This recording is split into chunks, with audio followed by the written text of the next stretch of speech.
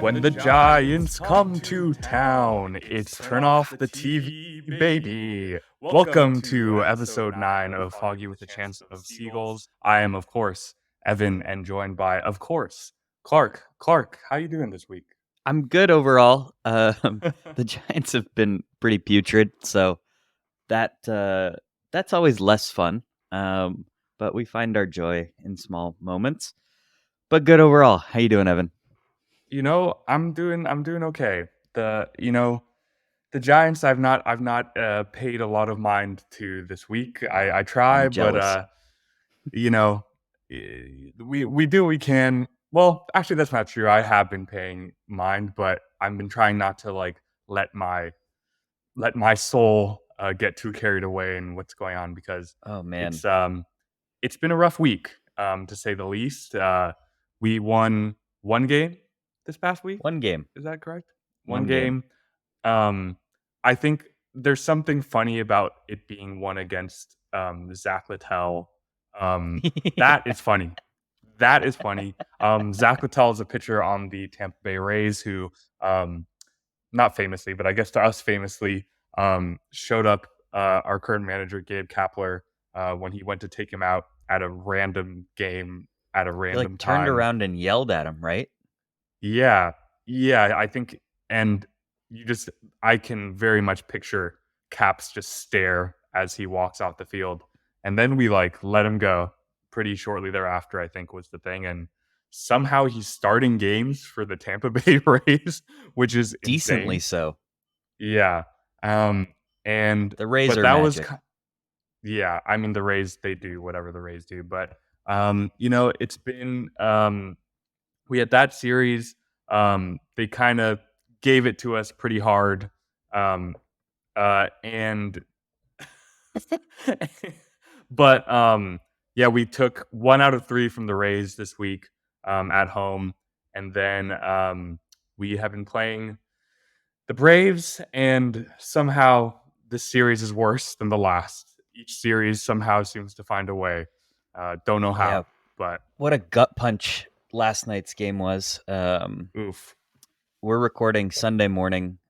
Saturday night finally looked like our offense had turned a corner. We were stringing together hits. The line was moving. 5 runs. We scored 5 runs. It was amazing. And then Eddie Rosario pretends that it's October, turns on a high slider from Tyler Rogers and hits it to straightaway center field. And it was one of the most gut punching losses. Maybe, and Yeah. this might be hyperbole, I might be getting caught up in the moment, but that feels like the biggest gut punch loss since Wilmer's non-check swing against the Dodgers in the playoffs 2 years ago. Well, that's a hot take, but I don't disagree necessarily. I think spiritually, this one was needed. And it was against who? Yanni Chirinos or some rando that was pitching for Yeah. the Braves, like not their frontline guys. And we had Webb on the hill, our ace, and we finally strung together some runs. But Clark and I texted yesterday. You know, this is I guess you can make judgments about what type of fan I am, but I stopped following even when we were ahead because there was just something in me that I was like, I don't want to end my night with heartbreak. And that's how the night ended. Tyler Rogers gave up that homer to Rosario, and that's all she wrote. Why are we doing this podcast? This pains me. And why are you listening? No, but I think there's things to discuss. There are definitely things to discuss. And not to linger on this game for too long, but we're kind of at this point in the season, and I think fans are feeling this. I think coaches and managers and front office are all feeling this, but it's like every game is being put under a microscope because of the way that we're playing right now. Um, there's the kind of news with the Giants lately has been very centered on the our manager and the coaching staff, and it almost sounds like fake or like something that wouldn't happen, but like I know that recently, I think I don't know if it was last week, but maybe the week before, they were like burning sage in the batting cages. Jock was like wearing again his pearl necklace that he wore, during Jocktober when he was with the Braves, just trying to get anything going. Kapler is And getting himself ejected just to provide a spark, which we were talking about last week, was like yeah, part of that Bochy article that it was like, that's a difference. Kapler doesn't get himself ejected. I've heard him quoted before as like, I don't see the point in like getting ejected or trying to yeah, force an ejection to rile up the squad because that's a piece on the chessboard that's taken away, basically, if the right, manager is out. And for him to do that, and he was supporting Wade Meckler, which actually we got to shout out Wade uh, in just a sec. But yeah, he was defending the rookie who was getting hosed on a couple strike calls, and yeah, got himself thrown out, and then he got himself suspended for a game because he apparently didn't leave properly. And I think what he did was he admitted to it because he told beat reporters, he was like, "Oh yeah, I was in the clubhouse watching the game, da da da," and you're like supposed to be in your office on timeout. It yeah, felt so arbitrary, but whatever. He didn't manage yeah, Friday night's game because of that. So yeah, a lot of shakeups going on. yeah. But And I think that um this is a team that's trying to find answers, and I think you know we're it's at a time in the season where um there's not much you can do to look for hope. You just kind of got to like play better. That's really all that it is. And I think, you know, the media and fans and KNBR callers and the whole thing, separating fans and KNBR callers, is I are I love like that actually. are questioning every matchup decision of pinch hitting this guy for this guy or not pinch hitting this guy, and it's kind of it's besides the point. I mean, it's Yeah, and I don't say this in a pessimist way, but this offense is like basically the worst in the league for the last 2 months, I 2 months. think, Yeah, by hmm every stat. And and that's not a small sample, frankly. no, and it's not. And truly, you wonder without Wilmer Flores, like where this team would be offensively. Like Oh my god. probably, I don't know. It's unimaginable. But what can you do when the whole team slumps at the same time? Like there's Yeah, really like because it's not something about talent level. I don't think it's like we saw in July what could happen when like the team was firing on all cylinders, and I think it was a reasonable expectation at the time to think this probably won't sustain for the whole year, but not everybody's going to keep this up, but at least a few people will, stay league average at minimum. But we just haven't had those guys, and we've had unfortunate injuries at the wrong time. And, the pitching more or less has stayed there, has hung right. around for the opener gambit hasn't been working as much lately. But But again, when we even through, score one run a game, it's hard to hard to blame our bullpen strategy or whatever. It's just yeah, I actually was listening to um, a little bit of the radio yesterday, and in the pregame, uh, Cap was talking to our favorite bat boy, Dave Fleming, and um, he basically the question was something of like, you need Webb to go out there and perform today, right? And Cap was like, yeah, we do, but also it's like it's on us to give him some runs, to play good defense, to catch the ball, to like do all these things, um, and it's funny that this team just can't catch a break.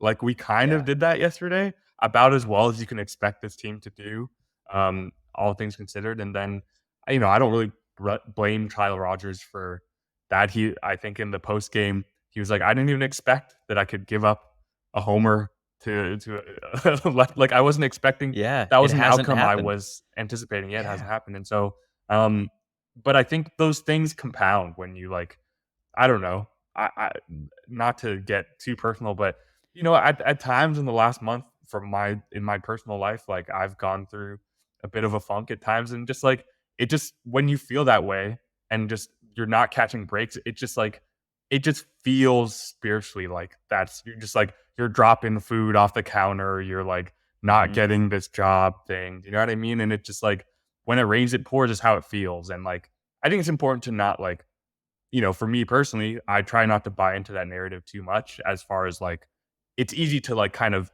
self mythologize yourself and like put too many things in sequence to be like to tell the story of like I am stupid or I am whatever. But this team isn't bad. They're not like Yeah. incapable. It's just I think we're just in that period and I don't really think that even Kyle Harrison promotion is necessarily going to be the thing that saves this team.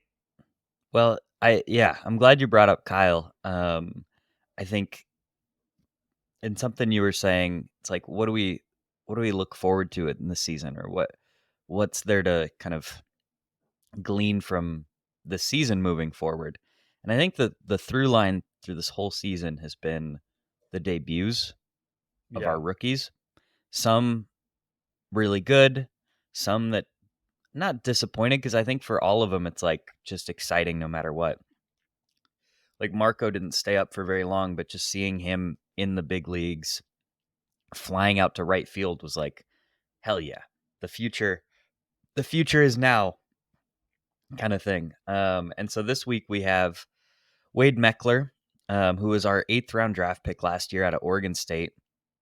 He, in kind of baseball terms, is kind of like a smaller, skinnier, scrawnier guy. Doesn't hit for a lot of power, but throughout this entire season, from low A to high A to double A to triple A, has batted consistently between like 360 and 400. And his walk to strikeout ratio is basically even throughout the minor leagues. And that's been a thing that our front office has really prioritized when making promotions, is if you're controlling the strike zone. If you're a pitcher controlling it, not walking a lot of guys, if you're a hitter and you're not striking out a ton and you're taking a lot of walks. And so they promoted him, and it was ahead of schedule. He didn't need to be added to our 40-man roster anytime soon. It was a purely, we think this guy can help our offense move. Yeah. And unfortunately for Wade, is if you put on the orange and black right now, you can't hit. There's nothing you can do. And he, for a guy who barely struck out all year in the minors, has 11 strikeouts and 18 appearances. And it's like, you watch him. He struck out 3 times against your favorite Yanni Chirinos, not an elite starter in the big leagues, but yeah, he struck out 3 times on the dude's splitter, and he just kept throwing splitter after splitter to Meckler, and he was swinging right through it. And it's like, Yeah. so this excitement of the debuts is really cool. Bringing it back to you saying Kyle Harrison, I think he's going to be up, maybe even, but maybe even by the time this podcast drops. Um, but like we have to temper our expectations because the kids are not going to save us this year. Yeah. And I mean, I think, like let's look at like a best case scenario for Harrison coming up. Like, there's been all this talk about giving him a soft landing or whatever, but there is no soft landing. It's Right. it's the majors is the majors, and even if he comes up and gives us 4 or 5 scoreless innings, that's not enough for us to win a game right now. Like the offense is the thing, and the way the people that we bring in after the starters are the people that we need to make the wins happen. And ultimately, the majors are not the minors. And I think, like, we were both excited when Meckler came up, and he's been this name that's been kind of talked about this year as like one of the fast risers to the system. But um, I was reading an article about how these days, less and less when players in the majors go on an injury rehab assignment or something, they're now kind of skipping that minor league phase and just going right back to the majors because it's kind of like, well, for a pitcher, if you go back down,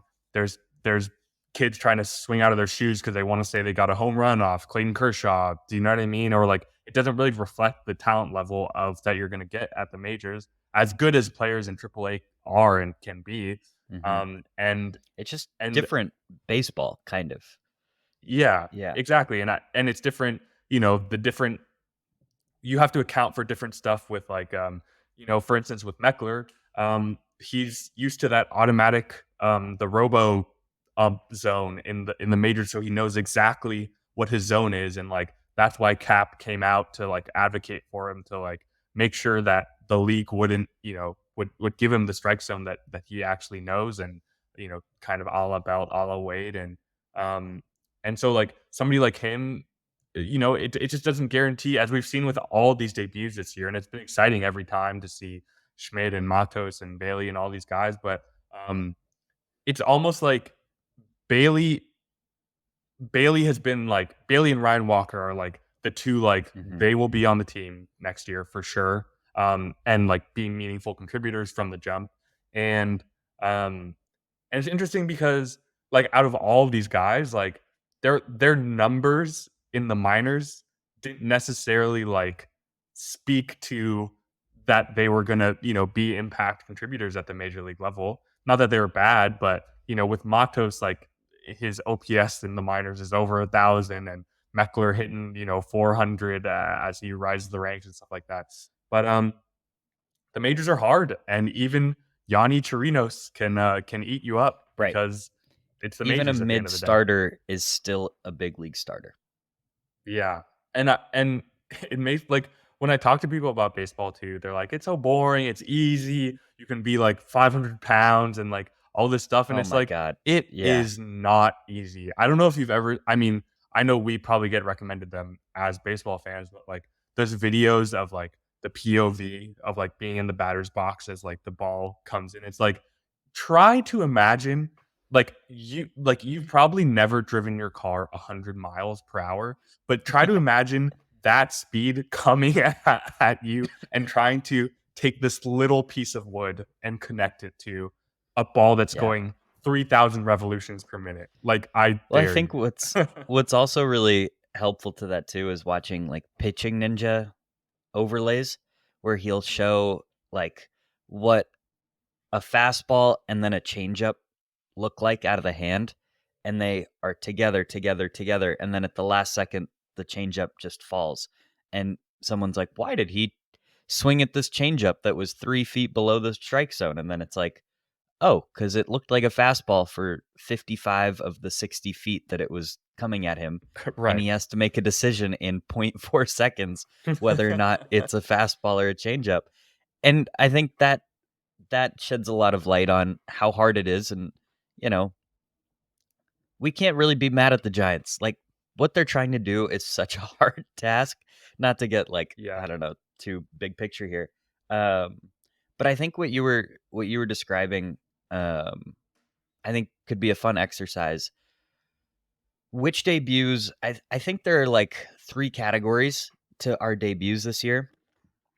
Um, and I think you laid out the like impactful being the like top tier is just like Bailey and Walker. And maybe sustainably impactful is a better way to describe it because these guys are going to be staples of our team next year. That's clear as day after this season and after they've joined the club. Schmidt, Matos, I think Tristan Beck falls in this category. Maybe Keaton Wynn, um, maybe Sean Jelly, although Jelly made his debut last year. But so we'll ignore Jelly. But that's like if things work out nicely, they could be regular contributors for us next year. Um, and then there's the Luciano Meckler, I think Harrison.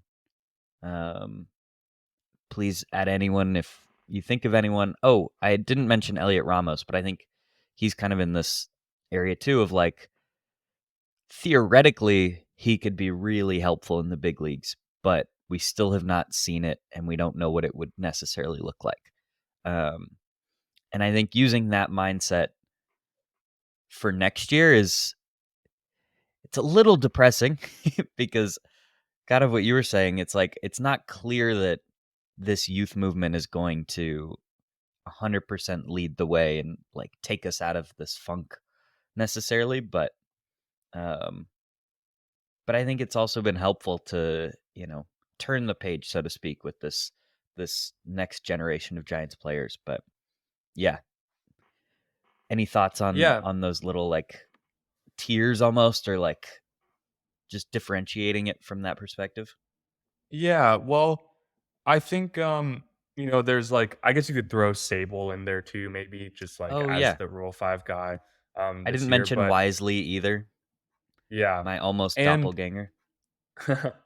it's interesting because um it's like we can definitely tear them up, but also I feel like it's it's we're so early on in some of these guys' careers. Like some of these guys are 21-year-old, just were in high A this year, and I think it's funny to be on the other side of something we were talking about earlier, um, like a few weeks ago was, um, it's like the player development at the major league level thing, like it's working, and then now, you know, it's obviously you and I are going to defend Farhan and Cap like as much as we can at any given point, but also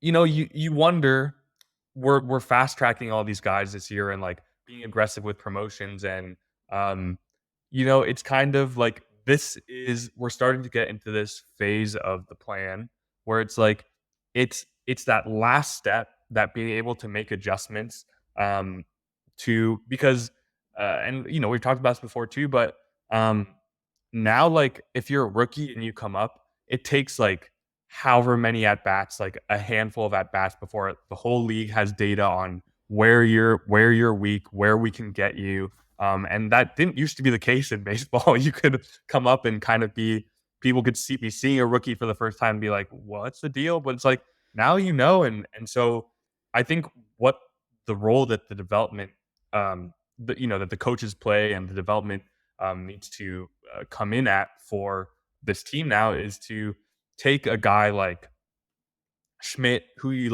saw it earlier in the year. You saw that he's got the a high defensive ceiling, and he's got a much higher offensive ceiling than we've seen, or sorry, defensive floor, and he's got a much higher offensive ceiling than we've seen. And so it's like, what's going to be the thing that like helps him take the next step? Because um, at the end of the day, you know, uh, appreciably between this year and next, like I don't think the approach to roster construction is going to differ hugely.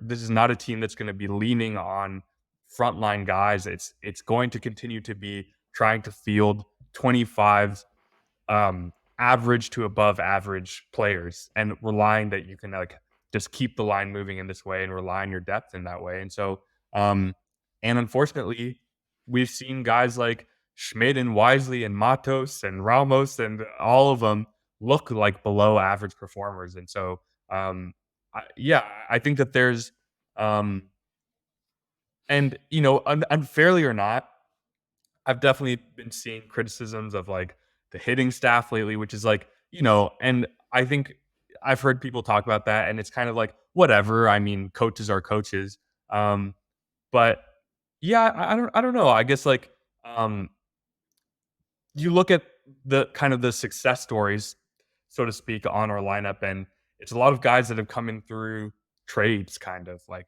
Wade and Yastrzemski and Tyro. Tyro and things like that. Um, and and it's interesting because they had like kind of like a like Yaz just started hitting immediately in the majors, kind of, and same with Wade. Like you look when they debuted and they just started doing it immediately. Um, and I'm trying to be not KNBR in this, but like we had Donnie Ecker as our hitting coach at the time. I don't know what he brought to the table. Like I think that the only point that I'm trying to make is like we don't know what's going on behind closed doors, like with this team Yeah. as far as like what the day-to-day looks like. And um, like Cap being frustrated, this clear more visibly frustrated this week with media, with whatever, I think is revealing of the fact that there's there's tension, there's things trying to be figured out behind closed doors, whether that's with the open air strategy. I think that there's maybe more discontent from the staff than maybe like we see from the outside. And with the hitting, obviously there's a lot of frustration with that. And if you're burning sage, then it's like, you've exhausted a lot of options at that point. So I don't know. Yeah. I'm asking more questions than I am giving answers, but yeah. Yeah.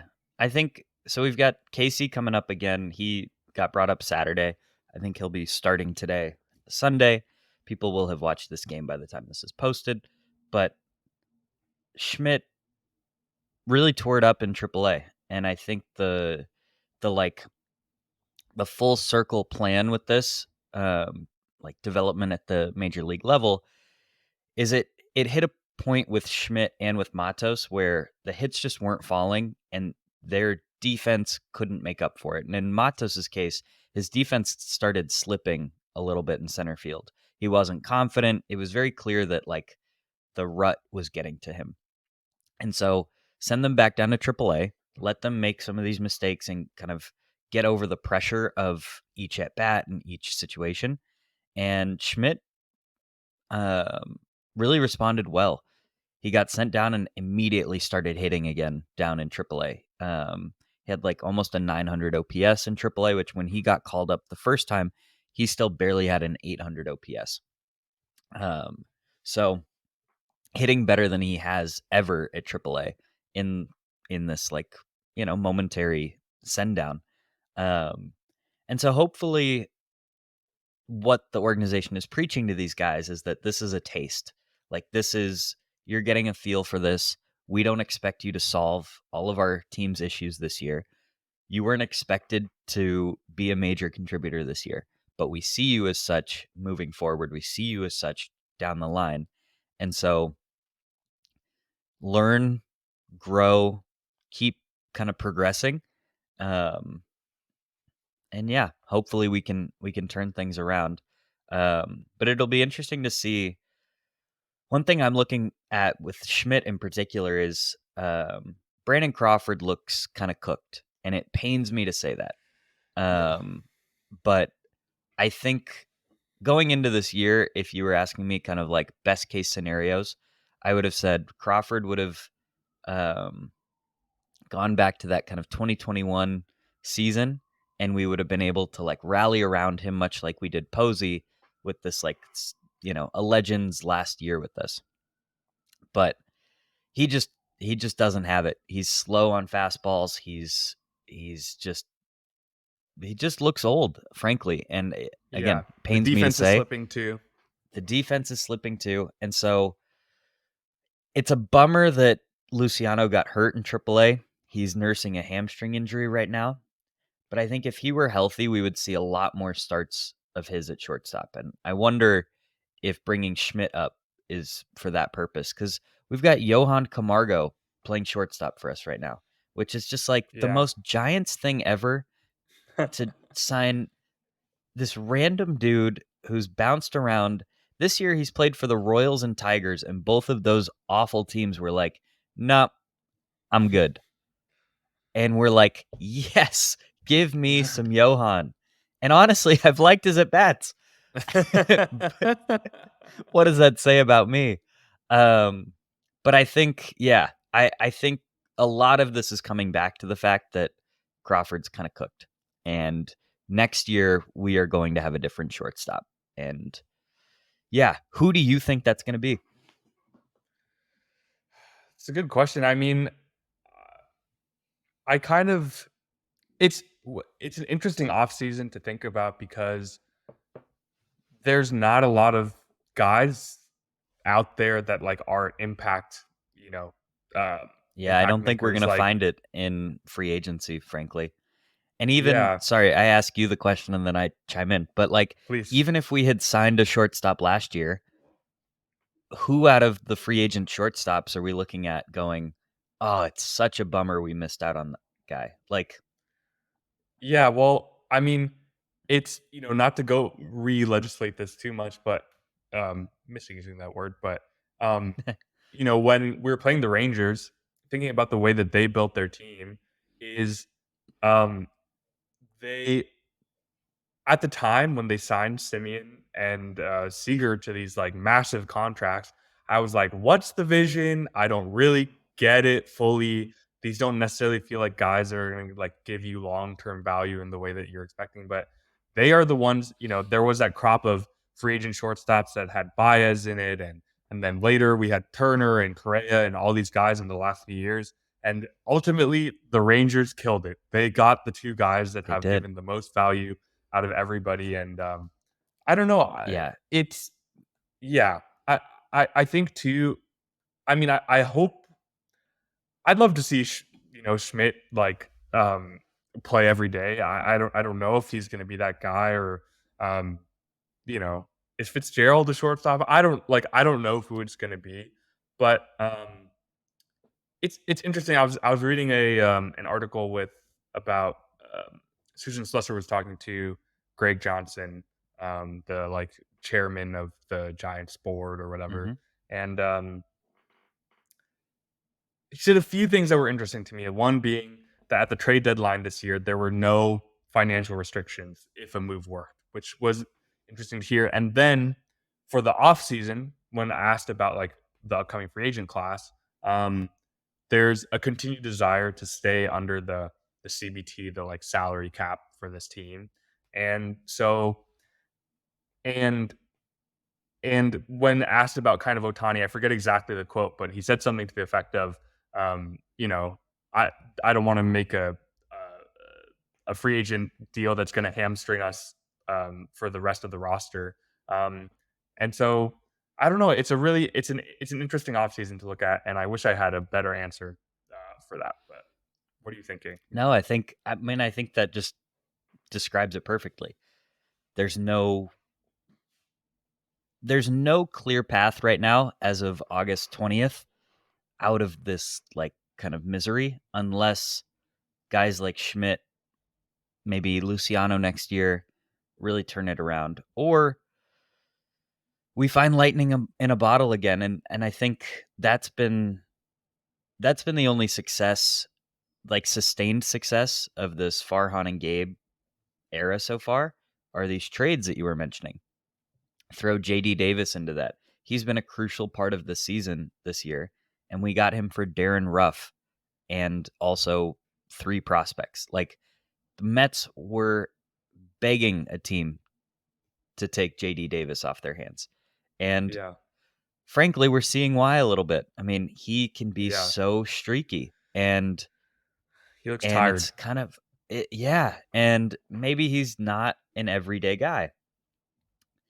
So, we look at Michael Conforto and it's like, "Oh, we're the only team that would have offered him that contract, that 2-year with the player option for the second year." I'm curious to see though. I still don't know if he opts in because the free agent class is so weak, especially for outfielders. He's still, even Yeah, though he's been pretty average this year, he'll still get, I think, a pretty nice payday potentially. yeah.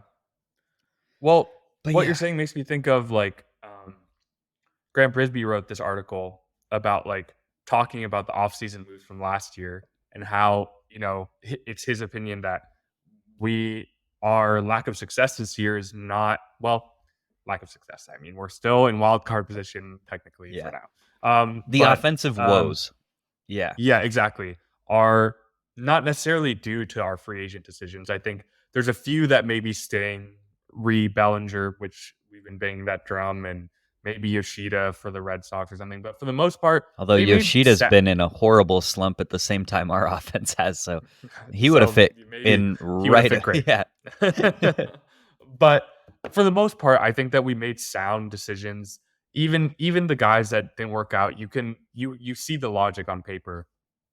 But I think he said something to the effect of like, we're triaging right now because the success has to come from those homegrown players. Like, look at the Braves who are playing right now. It's like they've combined trades and free agent deals with the right guys with homegrown players like Max Fried, Spencer Strider, Acuna, Albies. Like all these guys are Michael Harris. homegrown. Yeah, Michael Harris, exactly. And um, you know, don't go look back at the draft results for the years that they got these guys and see who we took ahead of some of these players. And I don't even think that that's like an indictment of the Giants per se. But it's just, yeah, I mean, it's obvious, and we've talked about it before, but um, we we need the young guys to step up and become consistent major league players, which is really hard. Um, and I think it's interesting to look at this season too, in terms of the first half was so, there was so much hope. Hope springs eternal in the first half, but ultimately, the second half of the baseball season is so much more important than the first. And you can, and right now we're still in it only because we racked up all these wins in July and whatnot. But it's like it doesn't, and I think that we had done this too, but it's easy to be like, "Oh, we're still in wild card position, we're still whatever." But like Yeah. until it's a week or two left in the season, that stuff doesn't matter. Standings change all the time, and like trying to assess where the team is in reaction to where we are in the standings is kind of like not a true way to look at the talent level of the team, because it's based on how other teams are performing, and it's not really about like what you're seeing on the field. And I think, you know, I've come to terms with the fact that this team is not it's not going to do anything this year. At most, what we'll get is a first round exit from the playoffs. And like, I don't, even in my most galaxy brain thing, I just don't see um playoff success happening this year, which is fine. And so, when to go back to somebody like Harrison, hopefully debuting this week, is what that's, I think, the thing that we can get most excited about. And I think that's what we've been trying to be excited about this year. And, you know, Patty Barrels continues to impress. Oh, And I that's have a that's story at the huge. end of this episode if you Well, why don't you allow me hit some it now? time.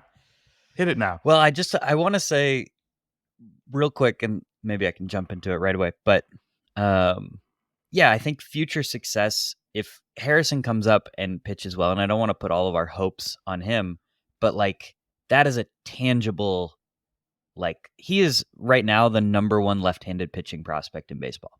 He is no Yeah. joke, a stud 5-star prospect.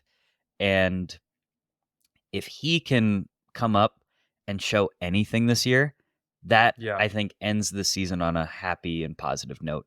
Even Right. if we miss the playoffs or if we lose in the wild card, what have you. I was looking at the standings just now, and between the Giants, Cubs, Reds, Diamondbacks, and Marlins, that's 5 teams.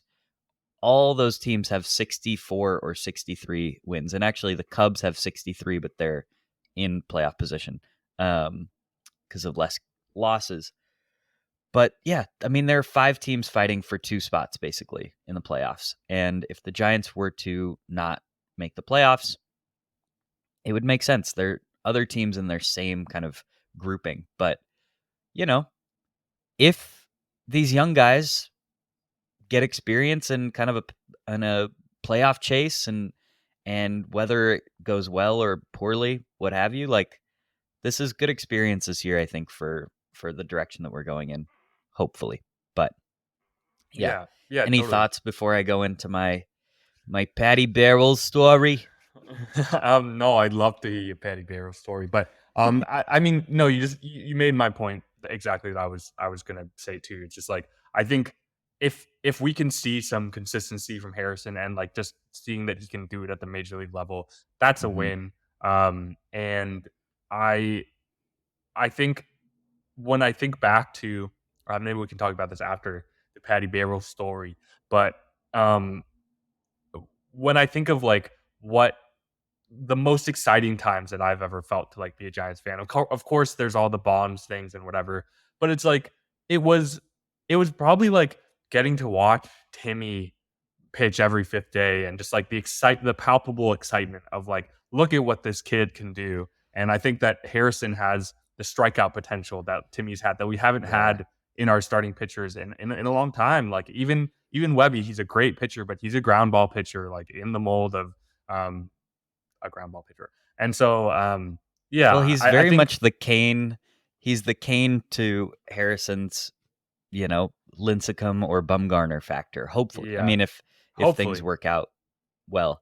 Um, Actually, to that point, yesterday I was on a little hike through the Presidio, and we walked by this woman and her dog, and the woman was in a wheelchair, and her dog was like walking alongside of it, and had a like little dog jacket with the number 55 on it, and it was a Mhm. Tim Lincecum, like, yeah, dog outfit. I don't know if that's the right way to put it, but dog fit. Um, but yeah, and we were like, "Oh, I know where that 55 is, or I know what 55 is." And she goes, "Oh, Timmy is my hero." And it was just this like older woman who is still like, when was Tim Lincecum's last pitch for the Giants? It was Think third, 2015? yeah, 6 Was he 20, on the 2016 team? 2015. He was on the Yeah. 2015 LA Angel. Oh, Yeah. legend. Great for my immaculate grid. But no, I mean, the sustained power of a guy like Tim Lincecum holds the fandom that we like, that we love so much, and we put so much of our personality into. And so, having all these guys debut is a peek into the future. But the attrition rate of major leaguers means that not every one of these guys is going to contribute in a long, sustainable way. But we have Patrick Bailey, who this year has already produced so many moments. And last Sunday, we recorded in the morning, and then I went to the Giants game against the Rangers.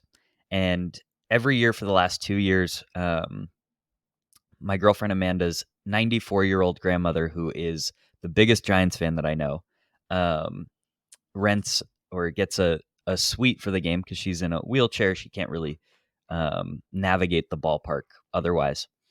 Um, so it was her and 20 other people in this suite. And again, we did it last year, we're doing it this year. And Webby pitched an absolute gem. We had so many runners on and couldn't get them in. We had one run. It was a 1-0 win. We were one out from taking it. Webb complete game shutout, and he gives up a double. Kapler takes him out, I think justified. Doval, you Taboos. know, gets well. He gets a 70-mile-per-hour grounder to short, and the guy from second who was stealing on the play ends up scoring. It was a very depressing moment. And then he balks in a run in the 10th inning, and it's like I was a pool of depression in this luxury suite with A like Jordan family, Poole of and depression. yeah. And Amanda's sitting next to me being like, it's all right, we had a great time today, like coaching me up. And then with 2 strikes, Bailey hits a walk-off homer, and we absolutely lose our minds. And what's great about this is last year, the game that they picked for the suite was a Pirates game where it was very similar. We had a lead for most of the game. We gave it up in the 9th inning, and then Tyro hit a walk-off homer. So for back-to-back years now, um, in the suite for Amanda's Bachan, shout outs to her Bachan, for yeah, for this luxury suite, 2 walk-off homers. So I'm trying to send a petition to the Giants and using my very public platform here to ask that we always go to games in a suite, because they only hit walk-off homers when we go. But yeah, Well, so petition it starts was today. if you want to log on to change.org/give Clark a suite, that's going to be our big push for to the end of the season. But it's funny you mentioned that because on Bags and Brisbee, Grant was talking about how he has been to a suite 5 times in his life, and one of them was actually at the same game as you. And then every Mhm. other game was like some consequential thing of like a Bonds homer or a walk off or Timmy doing something. And so I think if we can get you and Grant luxury suite access year round, I think that that'll really change our Make it fortunes so, moving forward. Evan. Make it so. I will try my best. I will talk to Greg Johnson. My Sorry guy. to name My guy, drop. Greg. We talked about a lot of stuff, politics, baseball, and we just kind of align on everything, and it's always a good time. But yeah, no, I mean, I'd love to see. I've never been to any luxury suite, so maybe it's like get Clark, Evan, and Grant to all hang out and go to every luxury suite game, and I think that I don't know, that just feels right to me. It does feel So right. yeah, Farhan, Greg, if Well, you're should listening, we I think yeah, yeah. I Well, think we should get the heck out of here. And you know, I think we've talked very pessimistically this week, but I think this is a week. I think this is our last week to turn it around, kind of a little bit. And I think that we have some series where we can do it. The talent level's there, so you know we're not tuned out yet. And hopefully next week we can be talking about a Kyle Harrison promotion because that would yeah. be maybe one of the most exciting moments of the year. So here's And if not, to yeah. no. I'll go ahead. Go ahead. I was just saying if not, we're going to see a lot of kids playing in September. So, which will Yes, also be fun. exactly. Yeah. Anyway. The Johan Camargo yeah. story. Um, anyway, thanks for joining us. Have a good week. Take care of yourself. Give yourself some self-care. Don't watch the Giants if you don't want to. Don't watch the but maybe Giants you should too. for self-care. All right. We'll watch see them you for next you. week. Yes, we will. Have All a right. good one. Later, Evan.